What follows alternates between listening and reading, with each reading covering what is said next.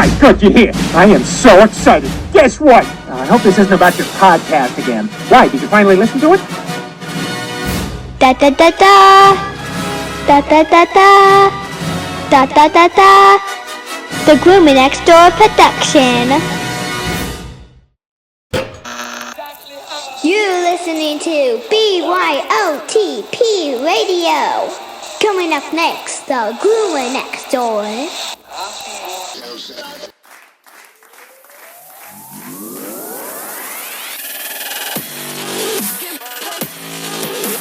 The Groomer Next Door podcast.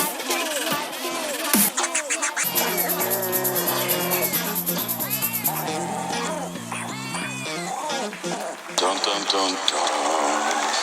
Hello, Pups and Kittens, and welcome to another fun-filled episode of The Groomer Next Door. I'm your co-host, Chris Green. Sitting next to me, as always, in her very brand-new pet salon is Sarah. Hello. And, of course, we have Claire. Hello. Well, this is the very first time we've ever done this. We're actually recording in the newly opened The Groomer Next Door pet salon. Woohoo! This is, unique for us. And we will talk about this in just a minute. But before we get into that, this episode has Donna Penley. She is the owner of the Wheel of Fortune Ranch, and it's a really sweet story that I'm looking forward to sharing with all of you. But before then, let's get into our fact of the week. The average dog can run about 19 miles per hour. Greyhounds are the fastest dog on earth and can run at speeds of 45 miles per hour. Yeah, and if they see something from far away, they're gone. And there is no catching them until they want to. So, they even have special collars to walk them on. It's not a regular leash and collar. It's a martingale. Is that what they're called? Martingale. I don't know. I didn't know that. Well, with that said, let's dive into our weekly roundup. The weekly roundup. Yeehaw. Alright, well, this week on our weekly roundup, we're going to, because we weren't on last week, we're going to kind of give you a little bit of an update on opening the Groomer Next Door Pet Salon. Last episode, we told you guys that we were doing it, and since then, we haven't had a chance to actually, give you guys the update of what's been going on. It's been insane. We've had our phone blowing up. We have so many people stopping by and congratulating us, and it's been throwing us behind on everything. And we've been working how many hours here?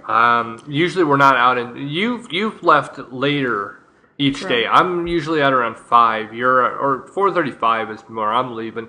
You're out about 6 or even later. Right, and that's opening the salon at 7:30. Yep. So we spent a lot of time here and a lot of energy and talking to people. Talking to people really does take a lot out of you. It does. It does. I mean, I can't tell you how many times in just the past week, not even adding in the first week, people have stopped by. They want to see the new place. And we always say, hey, come on back, let's show you everything, which I do want to actually shoot a video when we don't have all the dogs near barking, but right now would be, as I'm sitting here, I'm going, right now would be a good time, but we want to do a video so you guys can all see what everything looks like. We're taking people back here because it is very simple. Yep. Everything's very transparent. And so, all the dogs are right here in eye view.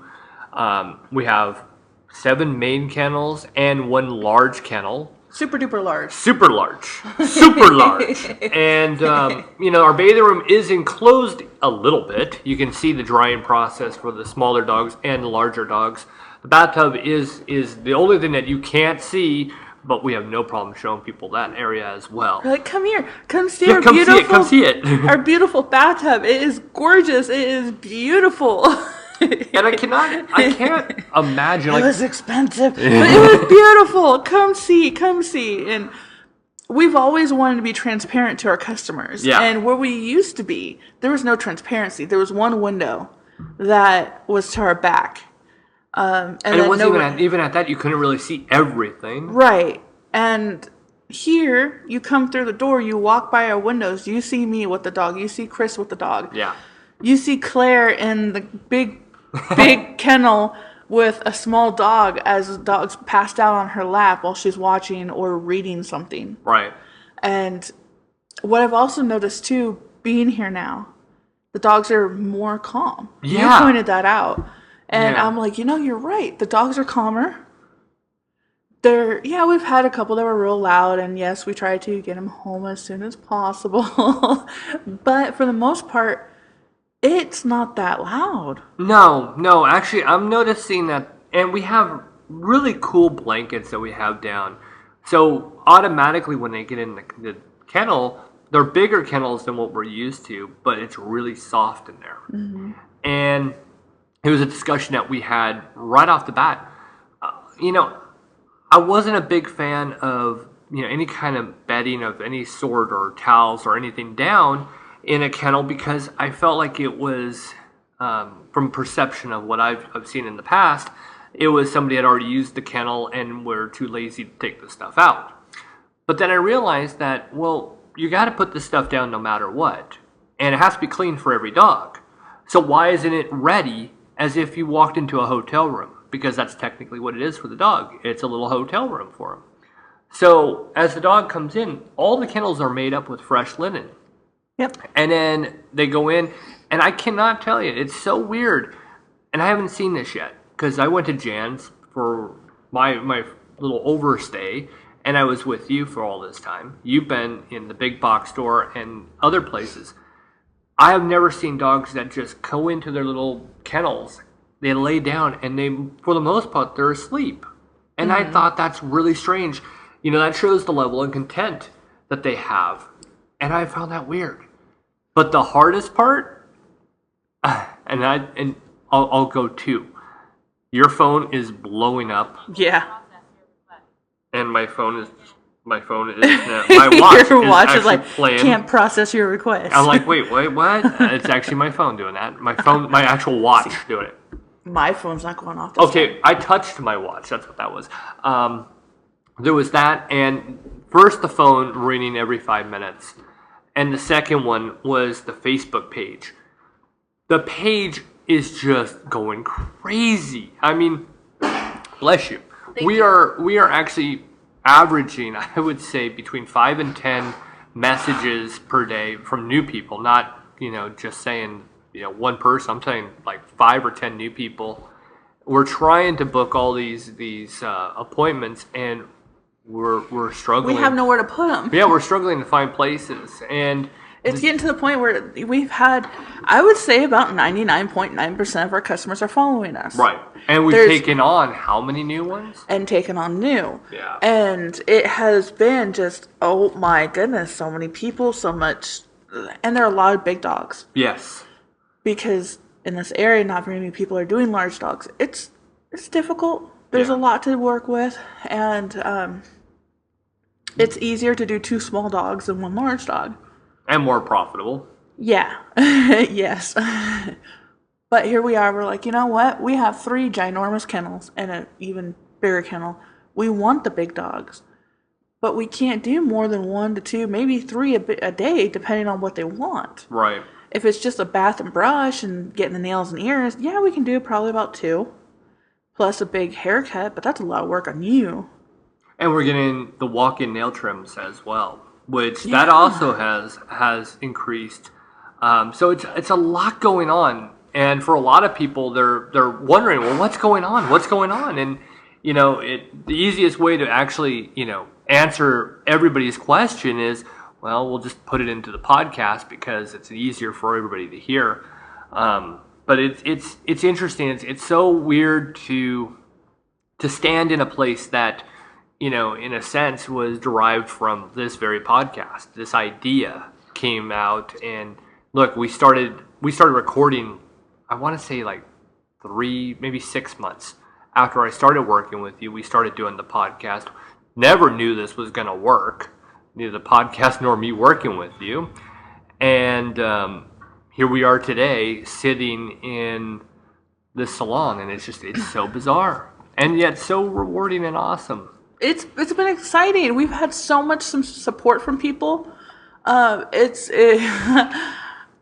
I'm stunned. I am too. I'm dying to post the actual logo put together by Tara. I can't wait until the finished logo gets Yeah. here. A good friend of ours, Tara, she owns a pumpkin patch here in town, her and her husband. Or not in town, kind of out of It's town. a little out, but But it's the only good pumpkin patch. in Missouri. Yeah. Yeah, in Missouri. I mean, they put anything anywhere else to shame. They really do. But she has, her husband has a sign company, and she was going to give us a sign. With graphic design, too. Yeah. That can actually create all that stuff. And So it's it like, is oh, cool. I mean, they how do cool. good work. It's a cat and a dog and a bucket, and it's got a little rubber ducky. I'm excited. I'm looking forward to posting that. But yeah, that's kind of in a synopsis of what's going on here. And that's another reason why we couldn't even record last week, is it was just so much demand coming in on a Saturday. And just needing to put as much together as possible. And while we're doing it, once I'm done with the dogs, I'm still doing touch-up paint here and there, and you know, Getting the computer up and going, Yes. getting the customer comments Yep. and stuff taken care of, dealing with the Facebook page. I'm putting You've up taken up a lot more than just bathing a dog. the swinging of the door. I loved how the door. I'm so grateful Glenda got that the door actually worked out. We had a temporary one up, and first week that we were open, everybody kind of looked at it and we're like, it's just temporary. Yeah, it was just a piece of plywood But on it a worked. hinge that didn't even keep it shut. Yeah, and now So it people are closes. looking at it like, Can you, really? all this put And together? then you have that. And I was like, yeah, it's kinda not happened. finished, but we're going to get there. I mean, we still have paint tape down. Yes. Yeah, there were still some spots. I'm like, oh boy.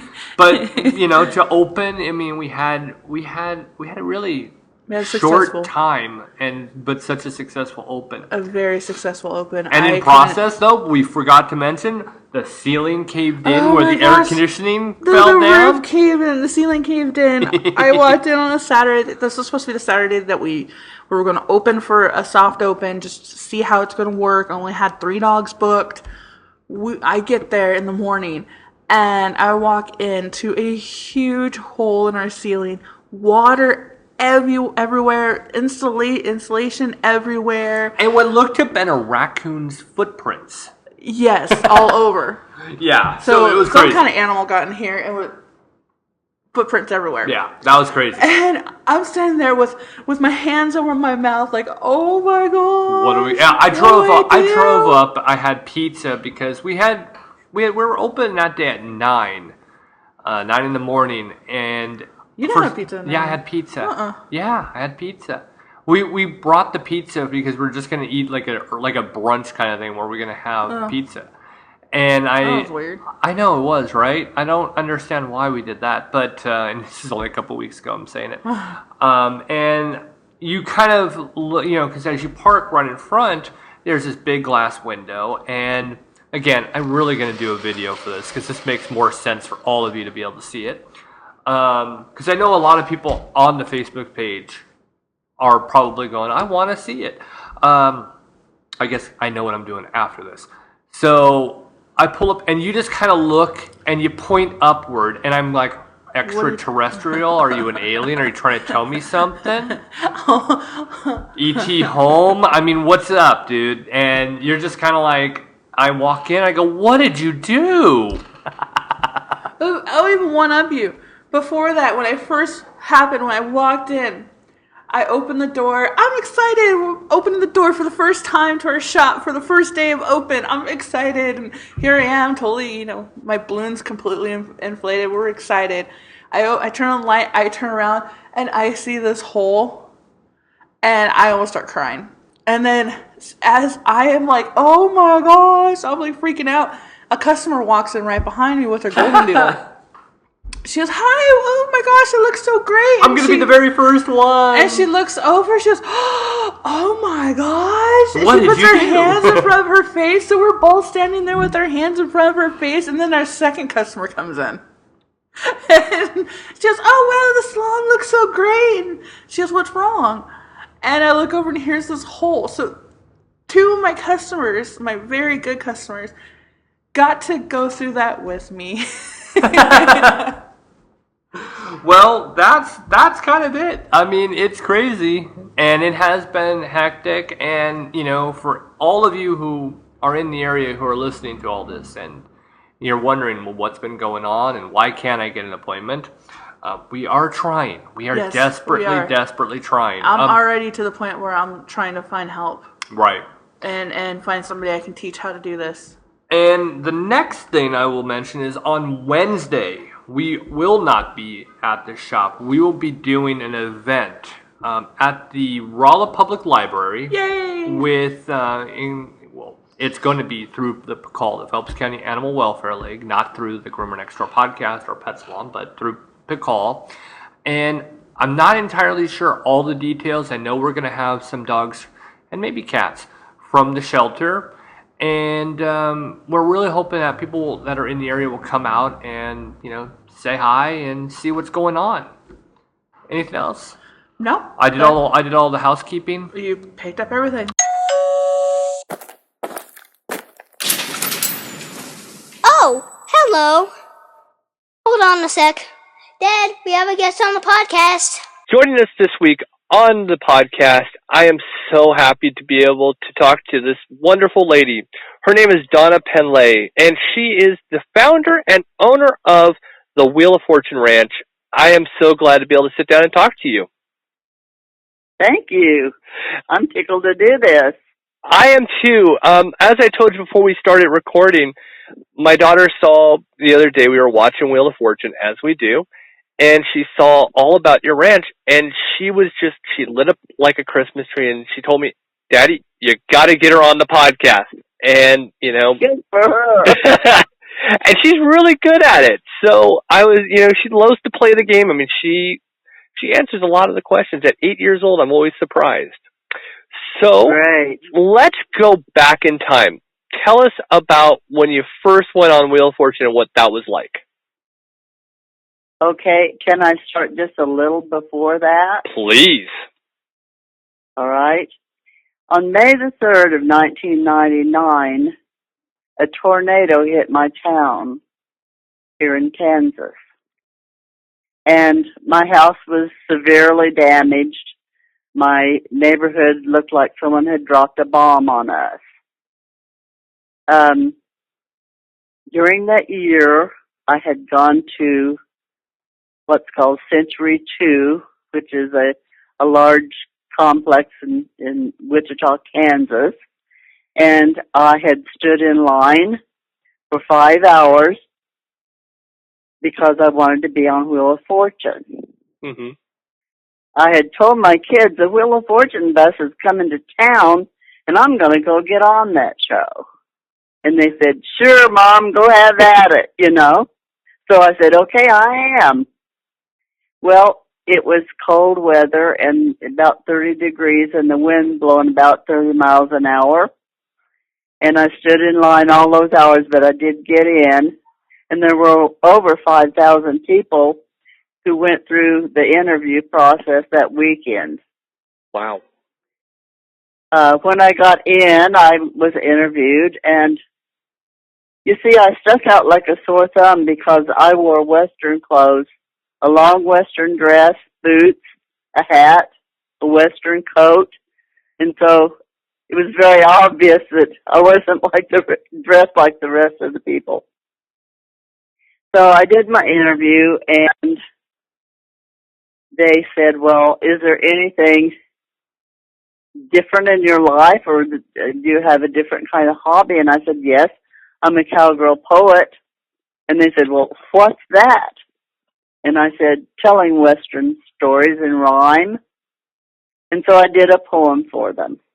Then they told me they were going to choose 34 people out of that 5,000 something, and that I would get a letter in 2 weeks. And I got the letter. Then later I went to that interview. Again, I dressed Western. Then I had another interview where they cut the 34 down to 8. Wow.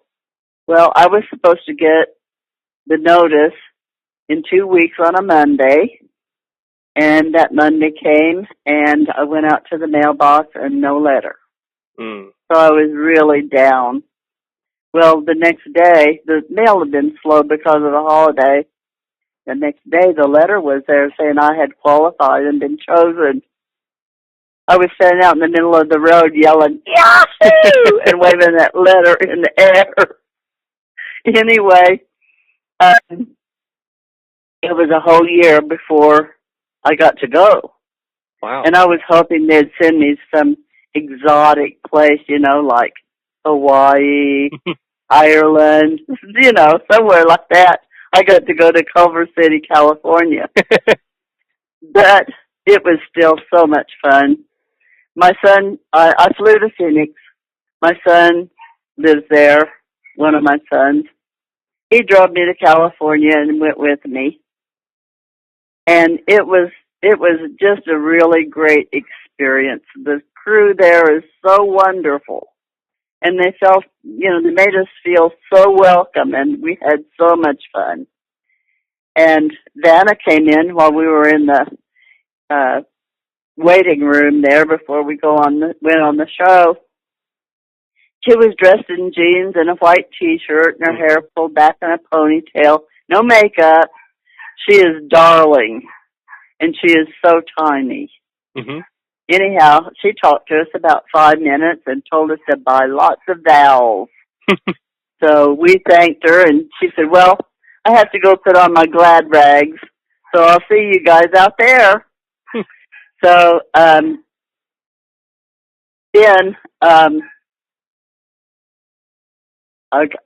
they started us drawing for our teams. There's 3 people on the panel. Mm-hmm. And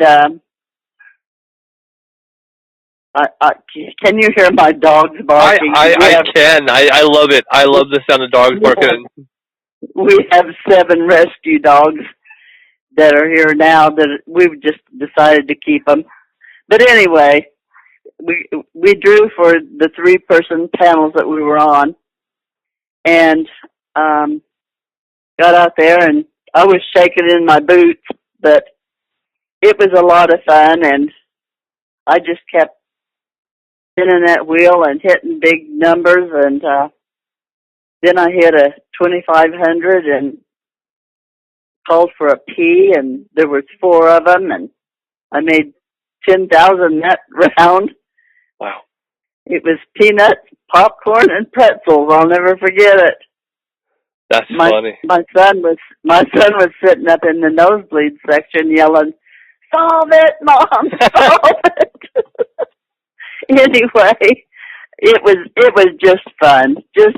I won $27,300, and I had no place to live. I had 2 weeks to find some place to live, and so I came out here. This place wasn't even on the market yet, but my friend who's a realtor said, we'll just drive you in and let you take a look at it. We drove up the driveway, and I said, I want this. I hadn't even looked in the house. Anyway, I used my money for the down payment on this place, and I had always had a dream of having a place where I could help other people, where I could rescue animals, But that's how I got here.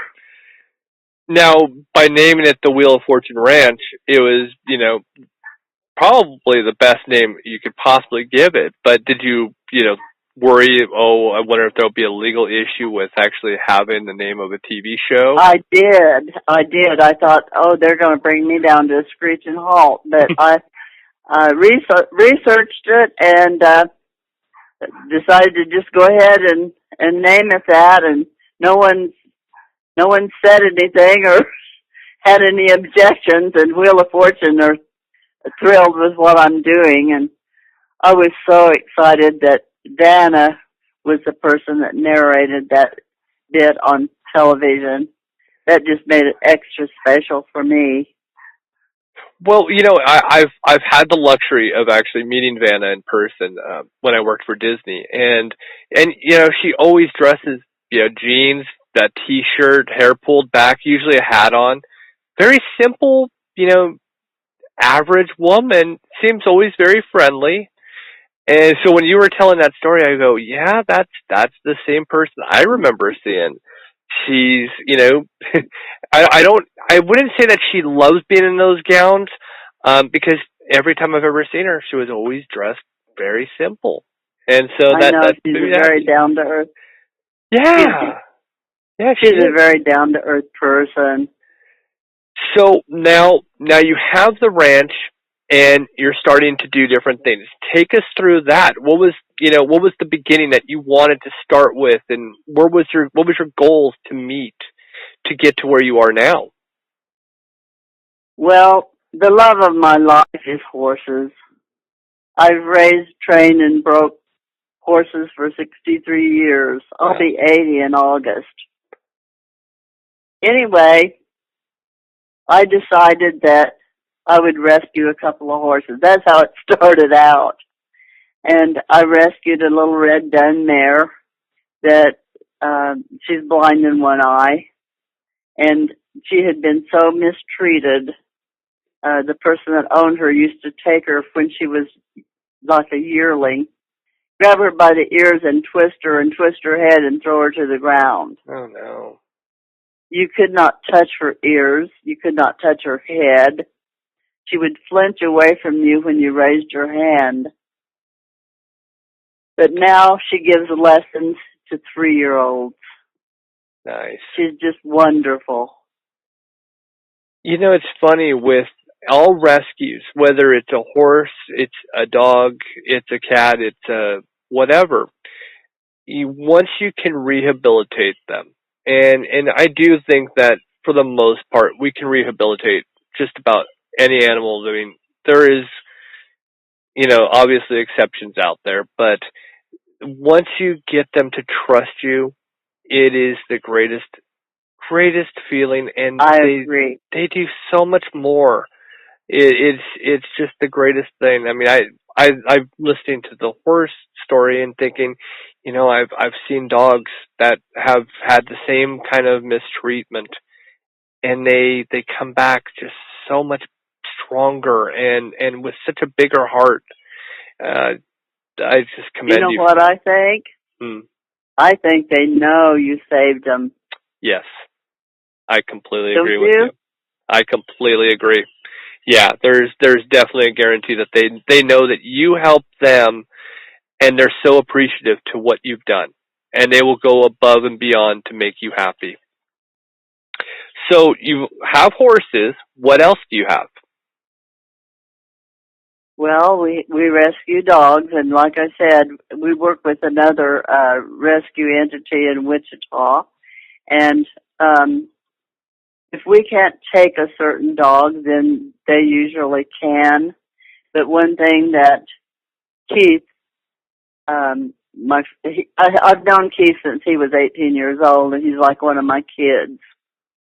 And he helps dog rescuers and people that foster dogs until we can find them their forever homes. Mm-hmm. We furnish dog houses, dog runs, collars, leashes, pet shampoo, things like that. That just helps, it just helps along the way. Right. Yeah. I mean, it definitely helps all foster, especially, it can be very, very pricey to be a dog or a cat or any kind of animal foster. It can definitely be a real expense. Definitely. And God bless the people that do it. Yeah. Yes. They're hard to find. They really are hard to find. And, yes, and it's getting harder. Yes. And you're in the Midwest, so you pretty much see it as much as we do. It's not only hard to find them, but you're fighting almost a windmill because you have so many different laws that are not recognized in this part of the country. You have, right, especially I'm right here in Missouri, so I'm right next to you, where you have puppy mills, and yes, it's very hard to shut them down.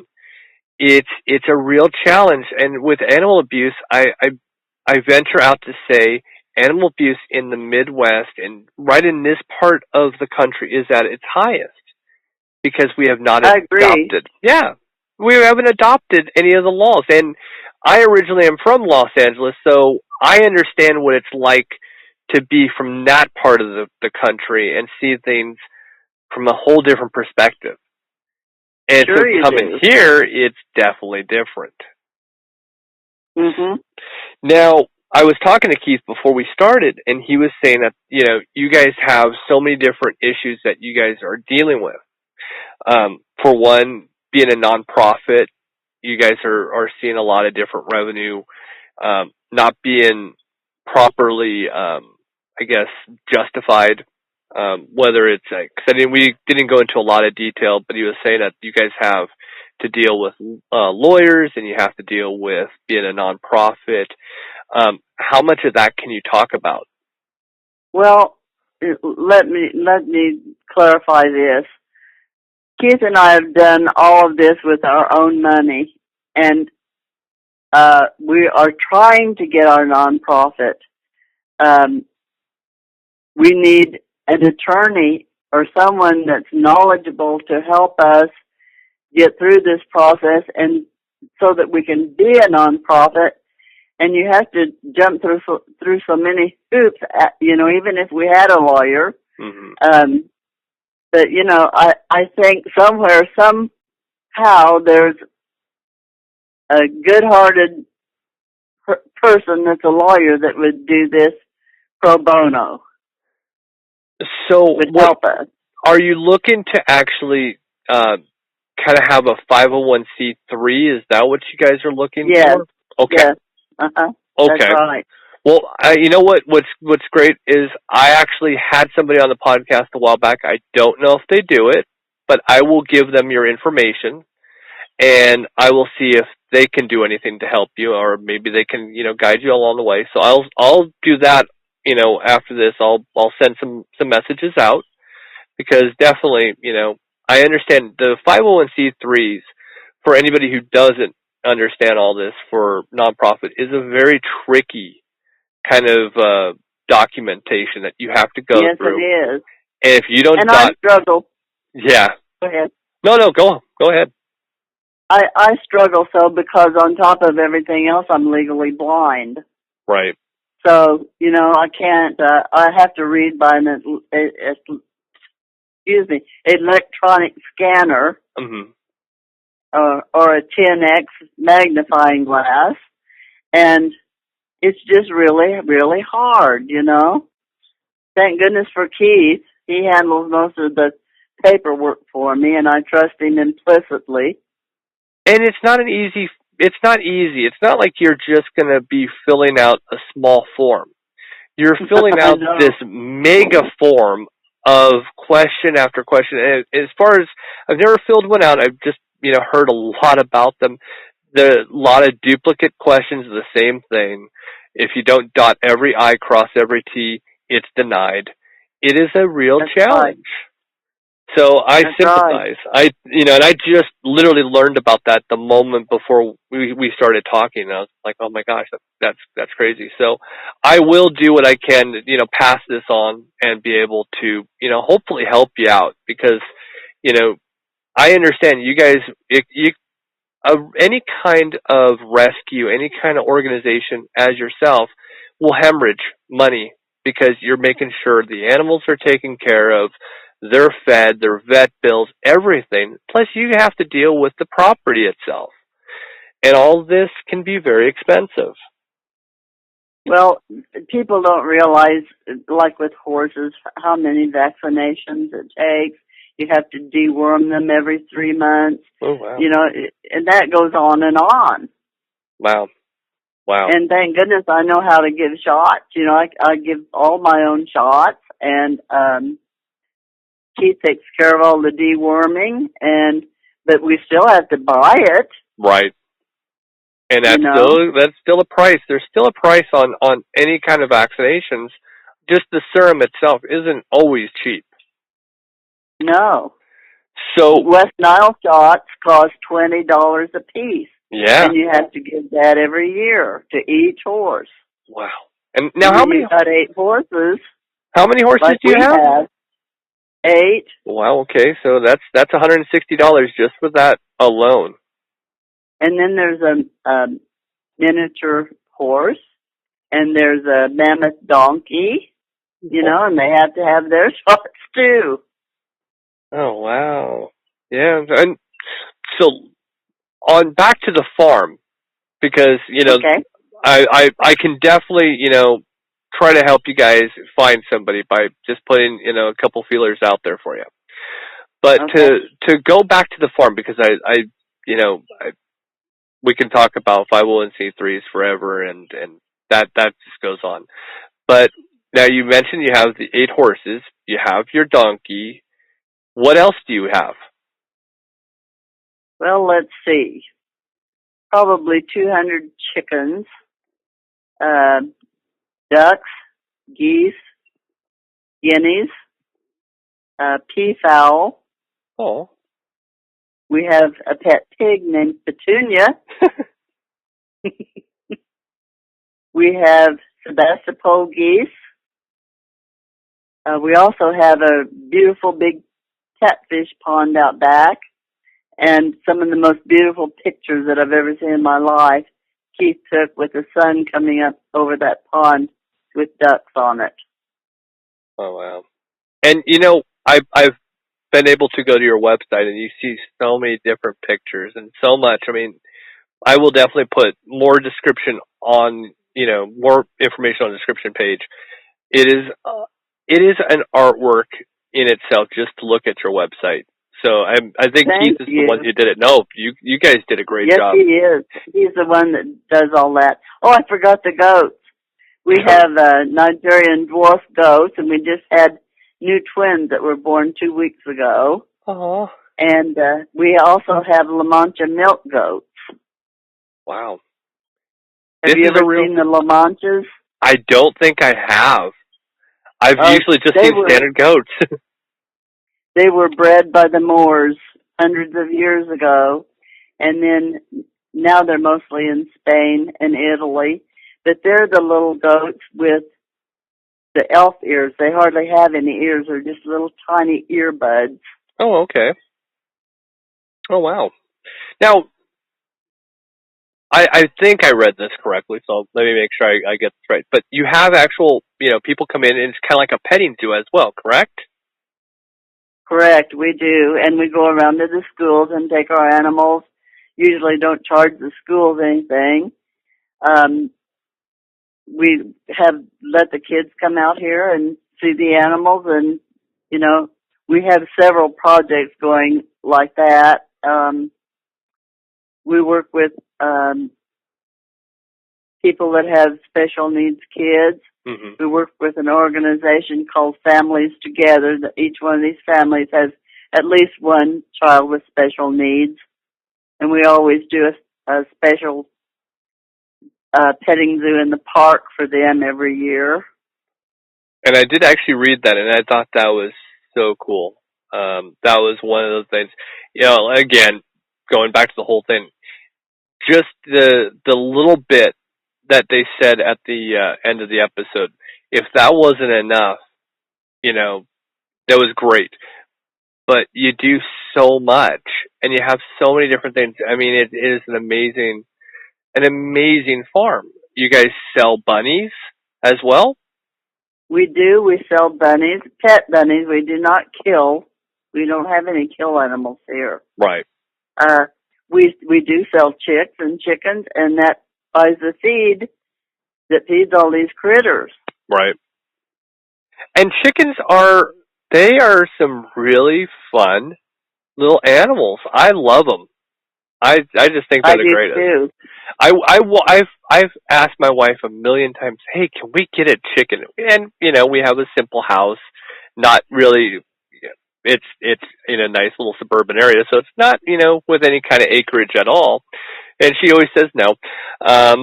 But one day I hope to actually encourage her to let me have a chicken, just because they're cute. Ask her if she's ever seen the little silky chickens. We have. They have fur instead of feathers, and they can't fly, so they have to be contained in a yard with a little house to keep critters away from them. But they are so sweet and loving. They'll sit on your lap. Keith has one that sits on his arm. Oh, They're just precious.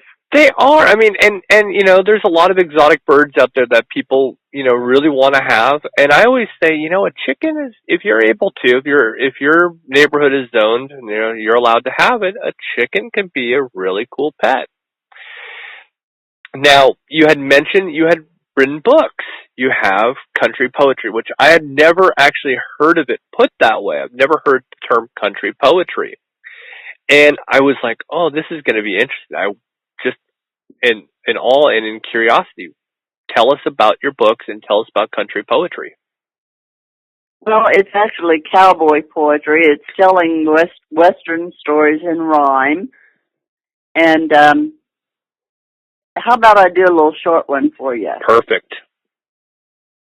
Well, I wrote this about an old cowboy friend of mine. He's gone now, but he was a wonderful man, and he was in some of the final rodeos that was held in New York City. And he was a roper, calf roper. And I wrote this poem about him. The old high-back saddle's empty now. It sits on the rail of the old corral. And the cowboy that rode it, well, he's gone on high. He's riding God's pastures in the sky. And the folks that knew him knew for what he stood. They knew his handshake and his word were good. So here's to you, cowboy. Here's your due. America's a better place because of men like you. That's beautiful. Thank you. That was awesome.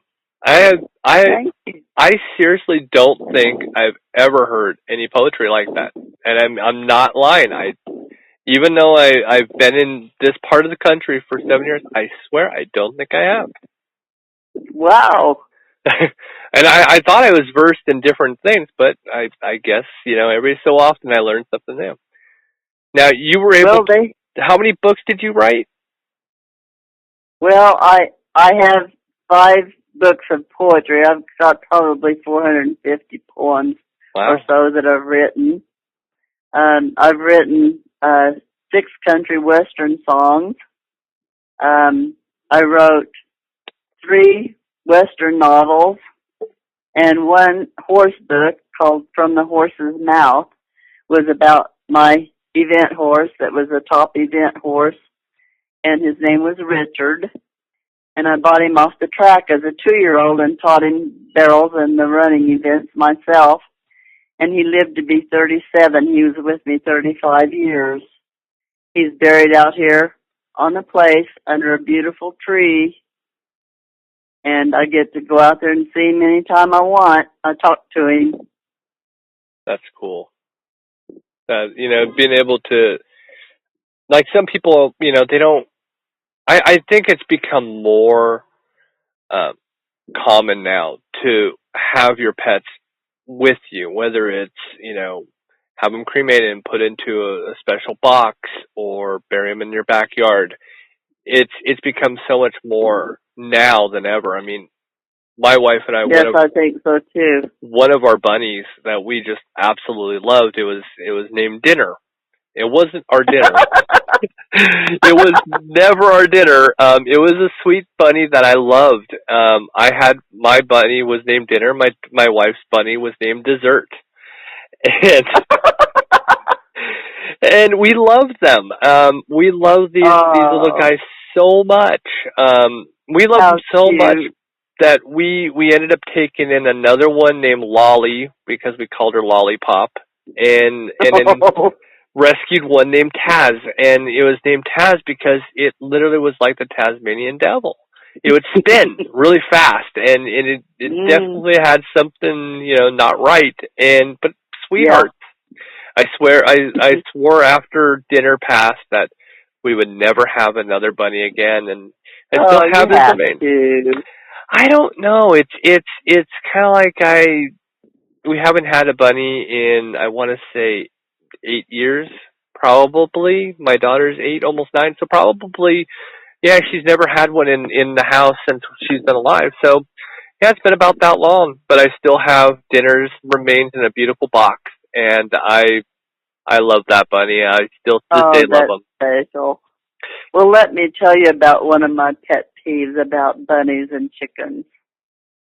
I cannot stand the idea of people giving their little kids Easter chicks Yes. or Easter ducks or Easter bunnies, because you know what? We see the result of that here, because 2-3 weeks, the new wears off, the children don't want to take care of them, and we end up with them out here at the farm. They bring them to us. I agree. We rescue them. But, you know, it just, why don't people learn that animals are not toys? Agreed. We've said the same thing with, you know, here you get the holidays come around, and what do people want to give? But they'll give a dog or, puppy or a kitten for Christmas. And, again, that's the same thing. The new rubs off pretty quick. The dog, of course, isn't potty trained, or the kitten isn't litter box trained, and they don't want to take the time to teach them, and so they end up in a shelter. Exactly. Very good point. Well, I'm with you. I believe that if you're gonna go and get a chick, you're gonna get a duck, you're gonna get a dog or cat. It doesn't matter what it is, but make sure, for one, your house or apartment will allow it. Second, Correct. make sure and you know, hon, we've had them come here with broken legs. Mm-hmm. You know, it's sad. I just don't like it. I'm with you. I'm completely with you on that. So what else do you actually do on the farm? What else do we actually do? Well, we have writing lessons. We give writing lessons to anybody that wants one, that, they have basically enough balance to stay on a horse. And then, we're very careful that they don't get hurt, of course. But the thing that really makes my heart sing is the beauty of how kids with special needs relate to the horses. Yes. It's just something, we see it over and over. It's just something that's just, if you're not a horse person, it's unbelievable. I've actually never been able to witness it, but we have a special needs house right by us, and I just, we became friends with the guys that live there, and it's such a, just to be able to say hi to them every morning, or show them the same attention that you would anybody else. It's rewarding in itself. It's like I cannot imagine people that want to just not recognize them as humans. It shocks me. And I know. it's like they're no different than us. How I've seen special needs, when they get an actual service dog, and they light up, and you just go, right there alone, that's a reward in itself, because you've just made their life so much better. But it's a separate joy that I can kind of share, where I know what you're talking about, and yeah. I think what it is, after I've seen it so much and analyzed it in my little mind, that these children don't have much that they have control over. Mm. And I think when they get up, first we teach them to just love the horse, feel it, feel the hide, feel the, their mane. The horse will put their head down and they can run their fingers over its nose and its face, And I think that when they get up on that horse, it's like, I can do this. I can do this. And look where I am, Yeah. I'm up above everybody else, and I'm sitting up here on this horse. They may not think of it in those exact words, but they just feel, what's the word I'm hunting for? Empowered. Yeah, or independent. Like they have that independence. Independent. Yeah. Yeah, I can definitely. See that. Let me tell you one other thing that we do is we have birthday parties for kids out here. They can come out and get a pony ride. They can roast marshmallows and go to the pond. We keep fishing poles ready for the kids, and they can go out and fish in the pond. It's things that a lot of kids don't get to do. That's cool. We have some wonderful volunteers that help us out here. They don't get paid, just the peace and contentment and like of what they're doing, But we usually, when they have groups out, we have one adult for, say, 4 or 5 kids, We take them around, show them all of the bunnies and the chickies, and we have some frizzled chickens. Have you seen the frizzles? I have not. It's like they stuck their toe in an electric socket. Oh. Their hair just all frizzly and sticks up and all over the place. Oh, that's cute. They look like they're scared. That's cute. Again, I love chickens. I just think they're the greatest. It's almost to the point where I almost think that I'm going to swear off having chicken in my diet. I've swore off just about every other meat. I think chickens are on that list. Just because I love them so much, I can't think about eating them. Have you seen the Polish? No. Oh, with the little top knot on the top of their head, the little bonbon on top of their head. I might have seen one of those. I remember the place that we used to be. They had a chicken coop, and so they had a different variety of different chickens. So I did get to see quite a few. I might have seen one of those. Might have. They are so cute, and the older they get, the longer the feathers in this little top knot get, so that it's all spread out around their eyes and their face, and they nod their heads, and those feathers bob up and down. That's cute. They're so cute. That is cute. That again, though, I don't understand why go buy an exotic bird. The chicken is so much more fun to watch, and they're smart. And they're smart. They really are. And they're not expensive to feed. No, that's true. Ours run and eat all of the bugs out of the place most of the year until it gets freezing, then we put them back in the pens. Right. And of course it does get cold in the Midwest. I mean, our winters are about 6 months, 7 months long. Yeah. Well, my only thing I wanted to ask, and I was going to ask it at the very beginning, but now you came out with some good money at Wheel of Fortune. Did you go to the bonus round? No, I didn't. Oh, really? You would think no, with that I didn't. Oh, wow. The young man that made more money than I did made $34,900, I think. And he was from back east, and I knew when he drew the number 3 to be on the team I was on, I knew he was a smart cookie.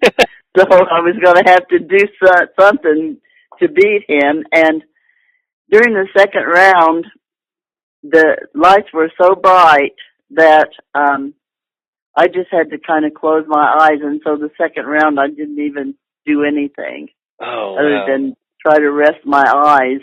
Yeah. And he was in the bonus round, and he didn't know it, and I did, and I was standing back there on one leg, bouncing up and down. Darn, why didn't I make it? Right? You're like, I could have made so much more. Well, no. It was a great story, and I was captivated when I heard about it, and I really appreciate all that you've done with the farm. And like I said, I will, get in contact with somebody who had been on the podcast who does 501c3s and see if I'll give him your information, and maybe him and we Keith can can talk. use any kind of help. We can use any kind of help we can get, hon. I will pass that along. Well, thank you very much for being on the podcast. Well, thank you. I appreciate you calling me, and tell your daughter to buy more vowels. You know what? It's funny that you say that. She never wants to buy vowels. She goes straight for the letters. I mean, she is MNRSLT. I mean, she's just like, don't waste your money. She does yell at the TV, stop wasting your money on vowels and just solve it already. Oh, it's funny.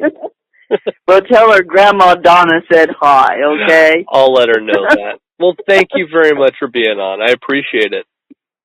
Thank you. Have a great day. You too. Bye-bye. Bye. We welcomed Donna Penley to the show over 15 years ago. I'm a cowgirl poet from Kansas. Just let me at that wheel. There you go. The wheel was good to Donna, and it came at an opportune time. I lost my house in the 99 tornado in Hayesville. I won $27,300, and that was my down payment on this place. And it was a godsend because I didn't have any place to move. This place is the Wheel of Fortune Ranch, a 10-acre animal sanctuary. It has rescued and rehomed over 60 horses and dogs. I've put my heart and my soul into this ranch. The ranch is home to a menagerie of animals, and together with ranch manager Keith, they introduce local kids to ranch life. We teach kids with special needs how to handle animals and that they must care for other creatures on this earth. You'd be amazed at how the horses help with kids. It was kind of a dream of mine to have some kind of a rescue ranch, and being on Wheel of Fortune enabled me to do that. Yes, and we are so happy to share our name with such a worthwhile endeavor. Yeah, it's nice to catch up with her. That's really good stuff. You know, you forget because we thank the people, we give them the money, and we clap, and then we go on to the next show, and you forget it does have an impact. It's nice to see that from time to time. We'll see you next time. So long. Goodbye. Thank you, Donna Penley, for being on the podcast. I really do appreciate you being on and telling us your story. It's still so bizarre for me to think 1999 was almost 20 years ago. I even hear when I hear the Prince song, I go, well, that's just a couple of years ago. And everybody else is seeing that in their heads. Well, before we actually, have a conversation about, the actual Wheel of Fortune Ranch, I told Keith, the person who is, he works really hard at keeping everything going. Told him I would mention a couple things. They are in desperate need of an accountant or attorney to help them. And they need somebody who would be willing to work pro bono. And if you know somebody, or you are that somebody, please give them a call at area code 316-350-5841. Again, that's 316 area code 350-5841. You can also visit their website, which is really beautiful. He has a lot of great photos up. And especially when you're like a city person like me, you look at all these really cool photos and you go, that's a postcard, it's so pretty. But this is actually from their backyard. You can go to www.wheeloffortuneranch.com, or you can go to their Facebook page, which is facebook.com/Wheel of Fortune Ranch. And I will put all this on our description page as well. But it isn't easy to do this. It isn't easy to have a nonprofit. You know firsthand, being president of Phelps County Animal Welfare League, there is always something, always a cost. It is, and people might think of nonprofits as they don't pay anything. That's not true. We do pay for our license. We pay for per pet that's in our care. We pay for per pet transport through our name. And they'll go through the same situation. They'll have to have Department of Agriculture come out and do inspections to make sure everything's on the up and up. And they're going to have to pay their licensing fee. They're going to have to pay for the fees for the animals. It's not free stuff. Everything costs. It's a lot of money. So if anybody out there can help them out, it doesn't take that long as the person knows what they're doing. you throw that to us, it's going to take us a lot longer. 6 to 8 years. than it would for people who know what they're doing. And then once it's done, keeping the maintenance and keeping it up isn't very hard. No. It's just getting there. That's the hard part. Right. And, you heard me during the actual conversation with Donna. Right away, I knew somebody who might be able to help her. And I haven't sent him a message or even contacted Keith to find out because I felt like that would have been nosy and I didn't want to get too much in their business. But I did contact somebody who does 501c3s and really good at it too. So I'm hoping maybe something could have happened there. But I'm still always one of those people that's like, well, if you do it or you know somebody who does, still contact these guys because maybe, they weren't able to work anything out. But, what an amazing story. And I just enjoyed everybody. I enjoyed listening to her poem. That was really nifty. I enjoyed that. I'm actually adding another one to the description page Keith sent me. I'm adding that to the description page for all of you to read. She's got great books that are on her website as well, and she's just so sweet. And the whole thing came about because the three of us, including Claire, were just watching Wheel of Fortune one night. We saw the story, and Claire was like, "You got to get her on the podcast." And she got it out of her mouth quicker than I could. And I look over at you, and then all of a sudden she just pops off. Daddy, you'd have to interview them. And I'm thinking to myself, yeah, I would love to be able to just... I'm told this all the time. I can interview anybody. Everybody will be on this podcast. And I keep laughing, going, no. But everybody keeps saying we can get anybody. And I find that to be funny. Luckily, I was able to, be able to speak with her. And it happened so quickly. I wasn't really entirely prepared to sit down and talk to her, and she was available at the moment, and I was like, well, you never know if that moment will be here tomorrow, so you grab it as quickly as possible. And she was so sweet to listen to. You can. Oh yeah. I like stories, and I love to listen to them, and she's one of the type of people that I can sit and listen to for hours, tell stories of their adventures and what they've done. But there's only so many minutes you can record. That's what makes podcasts so much fun, is that you are telling a short story opposed to, having a long production. Even though we do, our podcast, opposed to some people who do 30 minutes, but it takes a little longer to tell our stories. Yeah. I have people who tell me, why don't you do 30 minutes, but they don't do podcasts, so... they don't understand. I mean, you can't really get everything in 30 minutes. So that's just my opinion. Tried. We've tried it, and it just doesn't work. I mean, every guest has a duration that's a little bit more or less than others, and you really can't say, okay, well, we're at 29:59. Goodbye, everybody. And it just doesn't work that way. You're not going to cut off the person who took time out of their day to interview with us, right? And some of them are just so unique, and to be able to really hone in on who they are and what they're doing, you really can't do that in such a short time. And with this whole story, it was just so cute, and I just loved it. Mm-hmm. But, I'm hoping all goes well and they're able to succeed and grow and it becomes even bigger than what it is now. Well, by that sound, we have an audience apparently here because we have applause going on. Seems kind of weird, but hey, why not? Thank you, Claire. I'm Chris Green. Have a pet-tastic week. And I'm Sarah Green, making sure everybody realizes life is so short. Play with your pet. Bye-bye, everybody. Okay, gotta go in my bedtime.